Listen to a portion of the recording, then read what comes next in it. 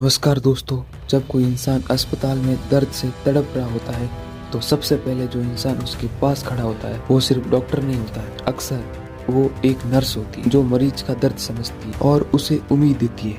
और सच कहूँ तो नर्स सिर्फ एक नौकरी नहीं होती है, ये इंसानियत की सेवा का सबसे बड़ा पैसा होता है।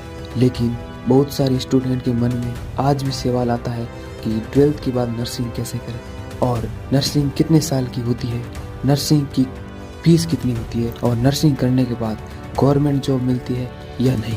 तो दोस्तों आज की इस वीडियो में मैं आपको नर्सिंग करियर की पूरी सच्चाई और पूरी जानकारी देने वाला हूँ। बस वीडियो के अंत तक बने रहना। चलिए शुरू करते हैं आज का शानदार सा वीडियो। दोस्तों मैं हूं सुनील चांकला, आप देख रहे हैं गवर्नमेंट वैकेंसी वाला यूट्यूब चैनल। तो दोस्तों स्वागत करता हूं गवर्नमेंट वैकेंसी वाला फैमिली। दोस्तों सबसे पहले हम बात करते हैं कि नर्सिंग क्या होती है। तो दोस्तों सबसे पहले हम समझ लेते हैं कि नर्सिंग आखिर होती क्या है। नर्सिंग एक ऐसा प्रोफेशन है जिसमें आप बीमार लोगों की देखभाल करते हैं और डॉक्टर की मदद से मरीज का इलाज करने में सहयोग करते हैं। एक नर्स का काम होता है मरीज की देखभाल करना, दवाइयों का ध्यान रखना और मरीज को मानसिक रूप से मजबूत बनाना। इसलिए कहते हैं अस्पताल में डॉक्टर इलाज करता है लेकिन मरीज की हिम्मत नर्स देती है। और अब हम बात करते हैं कि 12th के बाद नर्सिंग कैसे करें।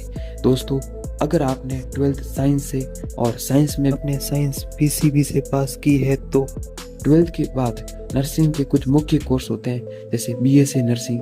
ये सबसे लोकप्रिय नर्सिंग कोर्स है। ये 4 साल का कोर्स होता है और 1 साल का इंटर्नशिप होती है।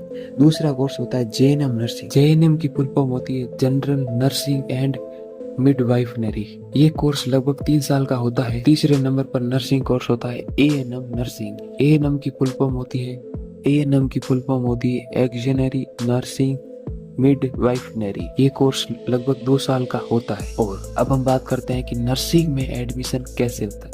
तो दोस्तों नर्सिंग में एडमिशन लेने के लिए कुछ कॉलेज एंट्रेंस एग्जाम करवाती है और कुछ कॉलेजों में 12th के मार्क्स के आधार पर एडमिशन मिल जाता है। भारत में कई गवर्नमेंट कॉलेज है जो नर्सिंग एंट्रेंस एग्जाम के माध्यम से एडमिशन देती है। इसलिए कोशिश करें कि आप गवर्नमेंट नर्सिंग कॉलेज में एडमिशन लें। वहाँ पर आपकी फीस भी कम लगती है और सीखने को ज़्यादा मिलता है। अब हम बात करते हैं कि नर्सिंग की फीस कितनी होती है। तो दोस्तों नर्सिंग की फीस कॉलेज के अनुसार अलग अलग होती है। अगर आप गवर्नमेंट कॉलेज में पढ़ते हैं तो आपकी फीस लगभग 20,000 से लगाकर 60,000 रुपये प्रति वर्ष की हो सकती है। लेकिन अगर आप प्राइवेट कॉलेज में पढ़ते हैं तो आपकी फीस 1 लाख से लगाकर 2 लाख रुपए प्रति वर्ष तक हो सकती है। हमेशा कोशिश करें कि गवर्नमेंट कॉलेज में ही एडमिशन ले।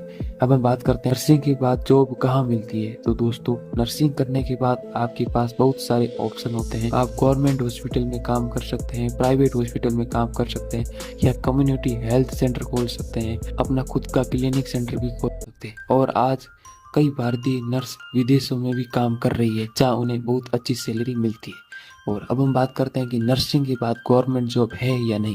अगर आप गवर्नमेंट जॉब करना चाहते हैं तो आपको नर्सिंग के बाद आप ये कर सकते हैं, स्टाफ नर्स बन सकते हैं या रेलवे नर्स बन सकते हैं, गवर्नमेंट हॉस्पिटल नर्स बन सकते हैं या फिर कम्युनिटी हेल्थ ऑफिसर बन सकते हैं या फिर अपनी खुद का क्लिनिक भी खोल सकते हैं। इन जॉब में सैलरी लगभग आपको 30,000 से लगाकर 60,000 तक प्रति महीना मिलती है।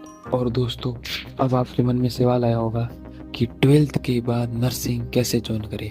तो साथियों सबसे पहले तो आपको 12th पास करनी है, वो पीसीबी यानी कि फिजिक्स केमिस्ट्री बायोलॉजी से।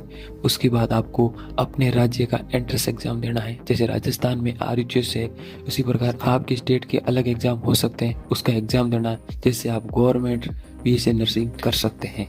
तो दोस्तों दुनिया में 2 प्रकार के लोग होते हैं, एक वो जो अपने लिए जीते हैं और दूसरे वो जो दूसरों का दर्द कम करने के लिए जीते हैं। नर्स वही इंसान होता है जो किसी अनजान मरीज के लिए भी रात भर जाग सकता है। एक छोटी सी शायरी सुनो, बहुत ही मजा आने वाला है। दर्द किसी को भी हो महसूस करने वाला कम होते हैं। नर्स वही बनता है जिसके दिल में इंसानियत ज्यादा होती है। लेकिन दोस्तों सच्चाई ये भी है कि नर्सिंग का काम आसान नहीं होता है। कभी कभी आपको रात भर ड्यूटी करनी पड़ती है, कभी कभी आपको कठिन परिस्थितियों में काम करना पड़ता है। लेकिन जब कोई मरीज ठीक होकर आपको मुस्कुराकर धन्यवाद कहता है तो वो पल पूरी मेहनत की कीमत चुका देता है।